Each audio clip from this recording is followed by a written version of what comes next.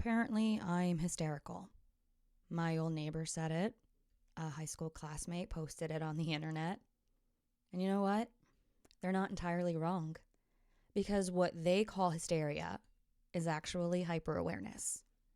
I live with complex post-traumatic stress disorder. That means my nervous system is wired to scan for danger, to notice red flags before they become explosions.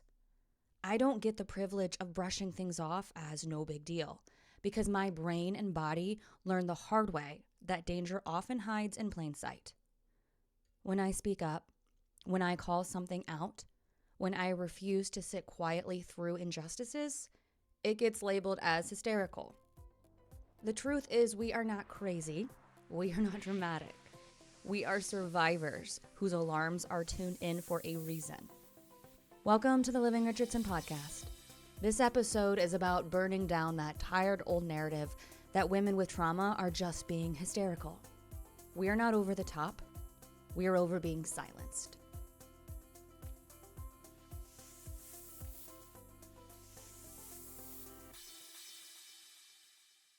You know, labels have always been used against me. From as early as I can remember, I was labeled. If I cried, it was, you're being dramatic. If I spoke up about something that hurt me, it was, you're overreacting. And if I got upset, it was always, you're hysterical. What I've learned is that those words were never about me. They weren't about whether my feelings were valid or whether I was reacting appropriately. They were about silencing me, about keeping me small, about making me second guess myself so I wouldn't push back. And that's the history of the word hysterical. It goes back centuries. Doctors used to diagnose women with hysteria for things as simple as being sad, anxious, or angry. It was basically a medicalized way to say, you're not behaving the way society wants you to. And what happened to those women? Many were institutionalized, dismissed, or outright punished for emotions that today we'd recognize as very human responses to very real struggles. So fast forward, decades later, and those labels still followed me. By the time the lawsuit happened, I was so used to living in constant chaos that I didn't even recognize how extreme things had gotten. My brain had been trained to normalize dysfunction. I had lived through so much trauma that one more catastrophe just felt like, okay, here we go again. When I got hit with the lawsuit, I was literally accused of ensuing a scorched earth policy on my neighbors, again, whom I never showed or named. Can you imagine a courtroom document painting me as some kind of wrecking ball, burning everything in my path? And the thing is, I didn't even stop to process how outrageous that was. I just thought, all right, add it to the list. Because that was my normal. Crisis, conflict, survival. Over and over again. It wasn't until I was sitting in therapy that I had my wake-up call. My therapist looked me in the eye and said, you're being sued for $1.6 million. That's a lot to deal with. And I just sat there. It was like someone dumped a bucket of cold water on me because for the first time, I realized, holy shit, she's right. That is a big deal. That's not normal. No wonder I felt like I couldn't function. No wonder I felt so broken.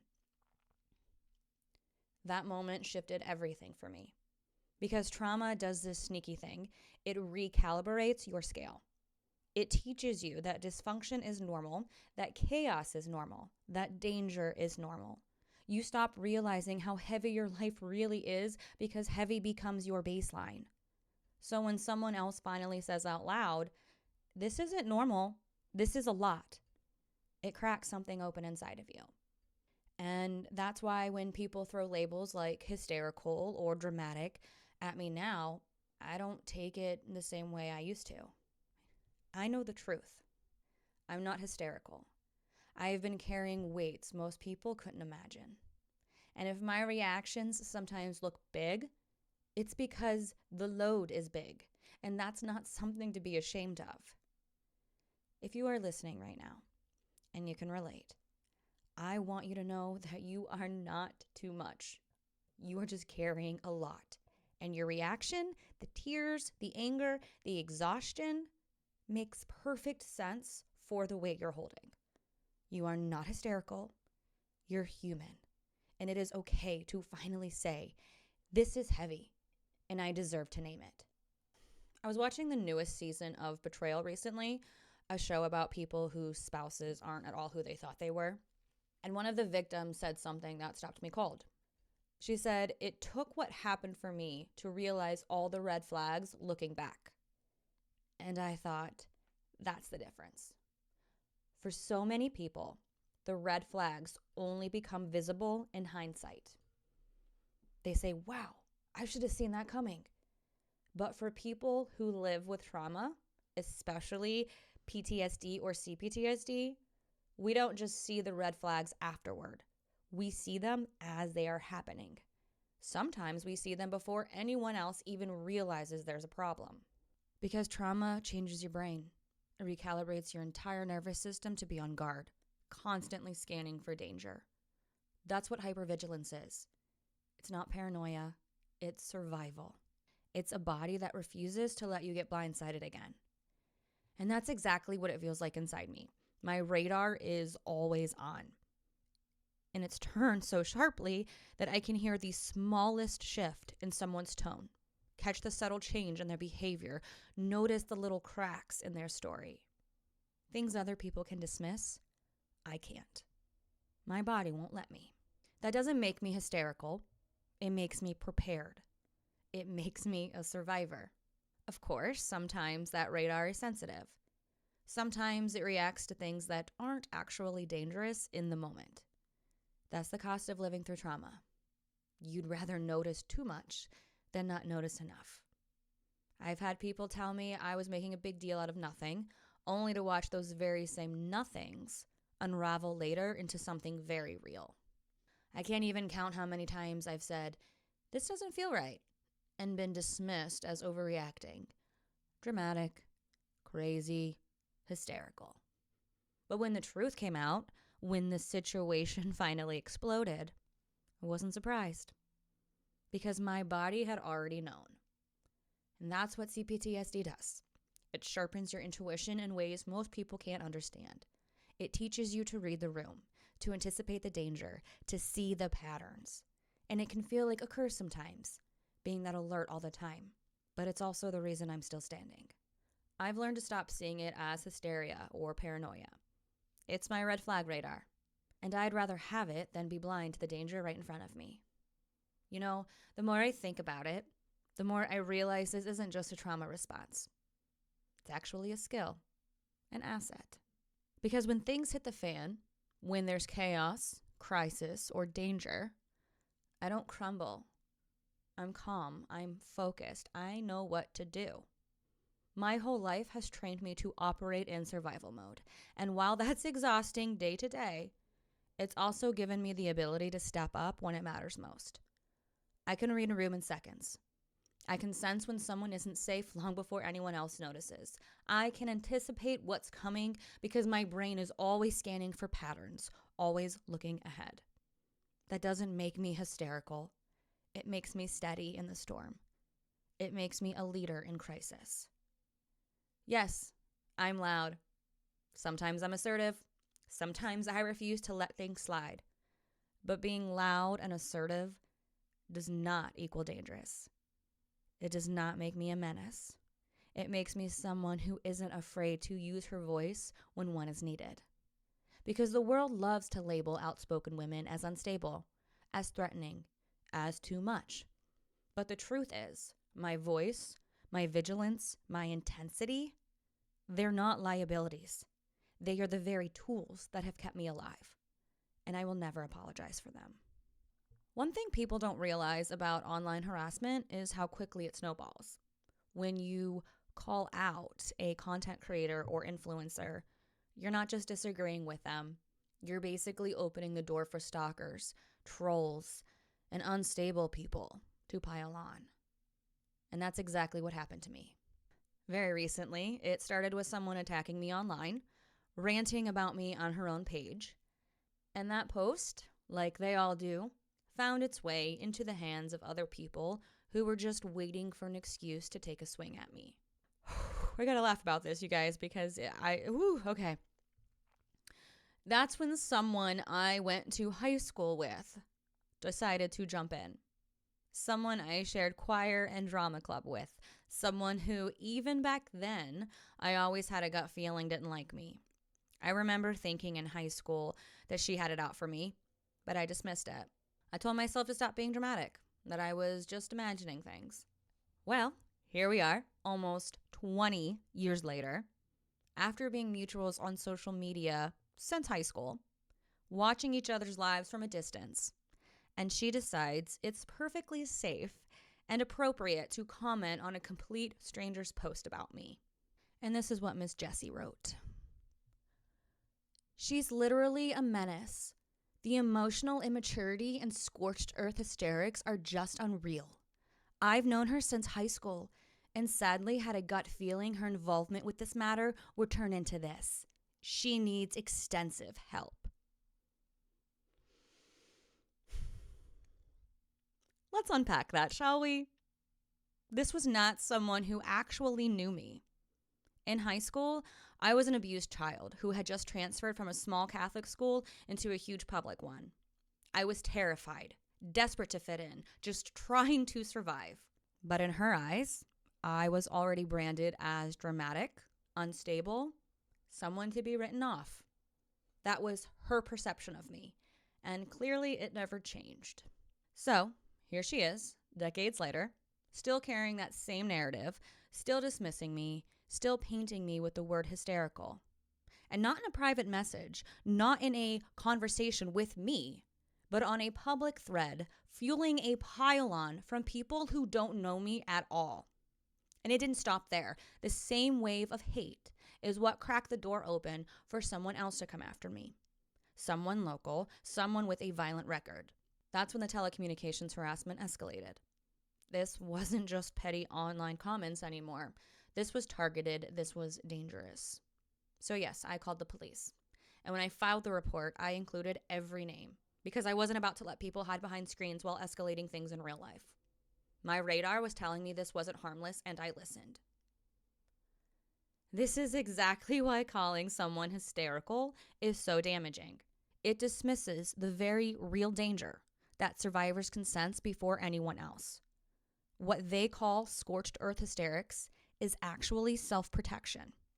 It's refusing to ignore the red flags, whether they're coming from a stranger on the internet or someone who's been carrying around a false story about you since high school. And you know what really gets me? Even after the police showed up, after they were told point blank to leave me alone, they're still at it. Still stalking my social media, still combing through my pages, even slipping into my private subscription work.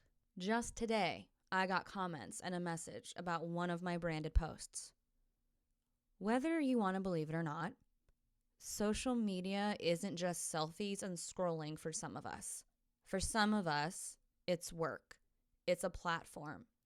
It's a business. So Knix is an intimate apparel company, a brand that celebrates living unapologetically free. They don't sell shame, they sell freedom. They celebrate bodies in all their forms, and they have built a community around the idea that we don't need to apologize for existing exactly as we are. When I model for them, and yes, that is legitimately what I am doing, just because I'm able to do it in my own backyard doesn't mean it's not real. When I model for them, I am not just posting in underwear. I am standing with a brand that says you deserve to feel at home in your skin. You deserve to take up space. And yet, here come the comments.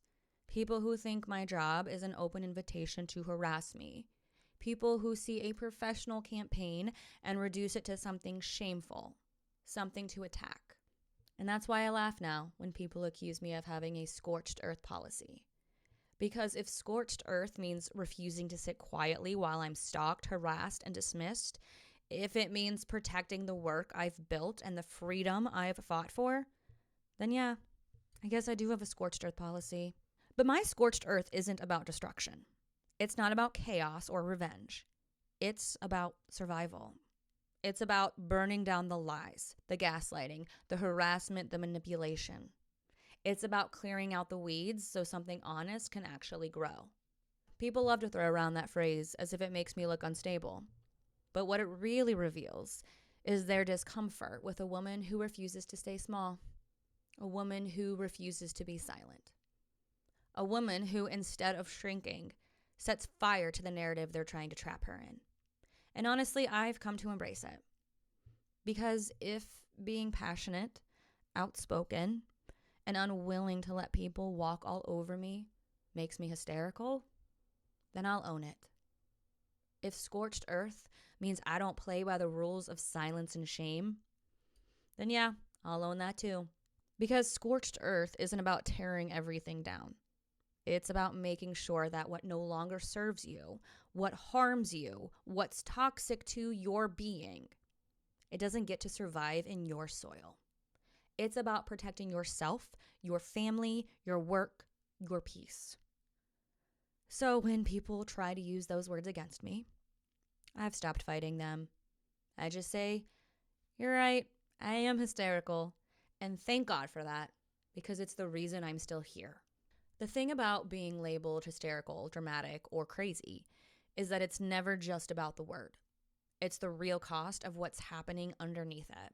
Because those labels are used to dismiss, to discredit, and to silence people who are already carrying more than most can imagine.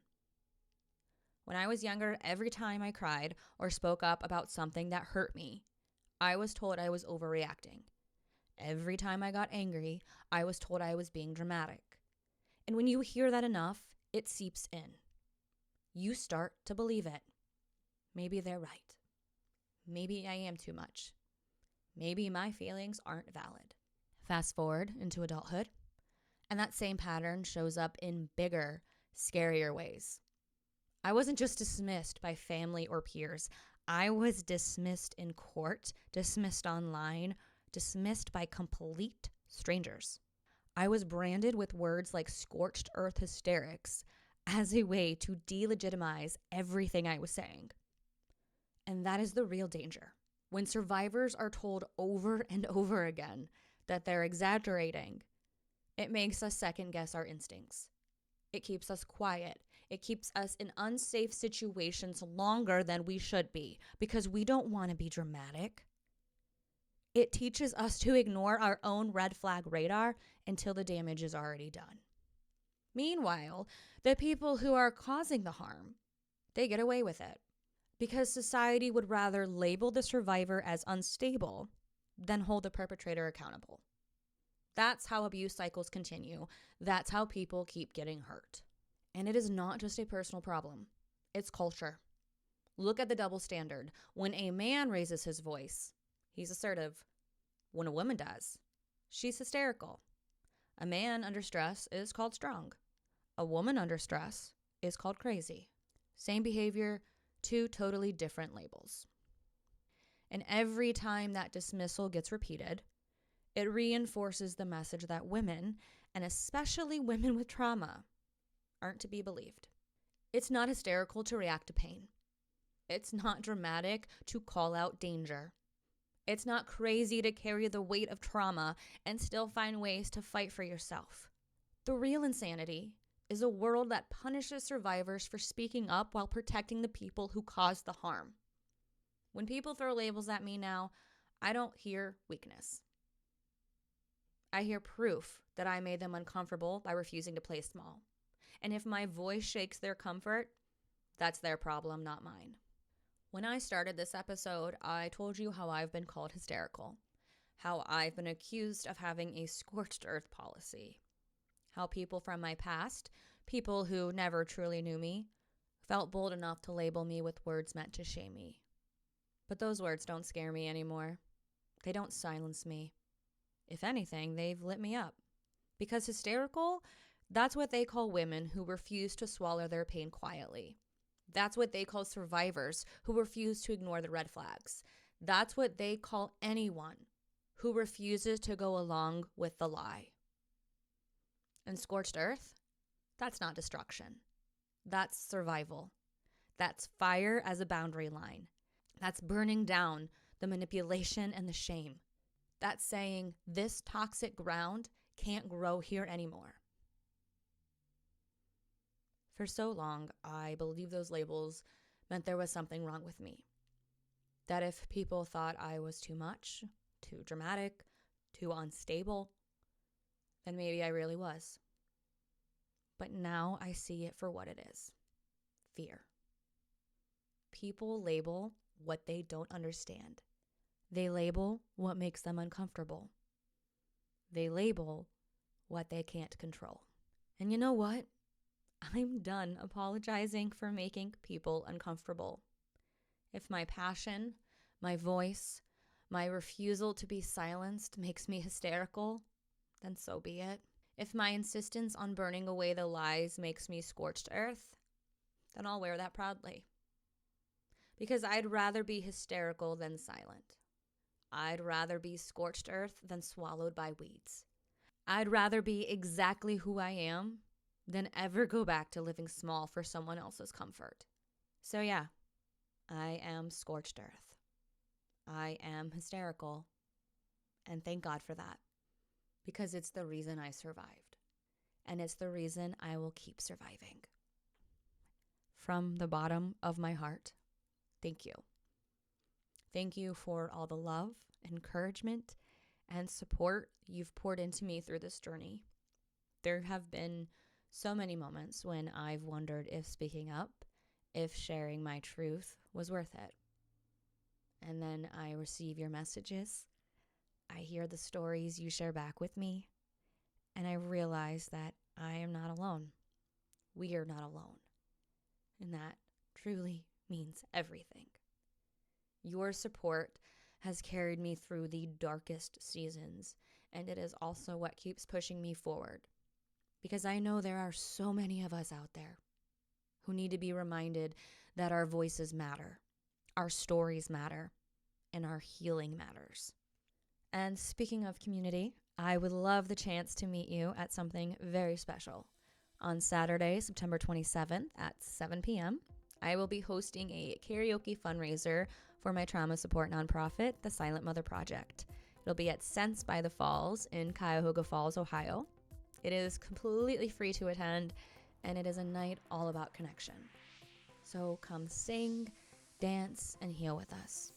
Bring your voice, bring your story, and let's celebrate what it means to rise together. As always, you can find me on social media under the handle Living Richardson, or simply look up my name, Samantha Richardson.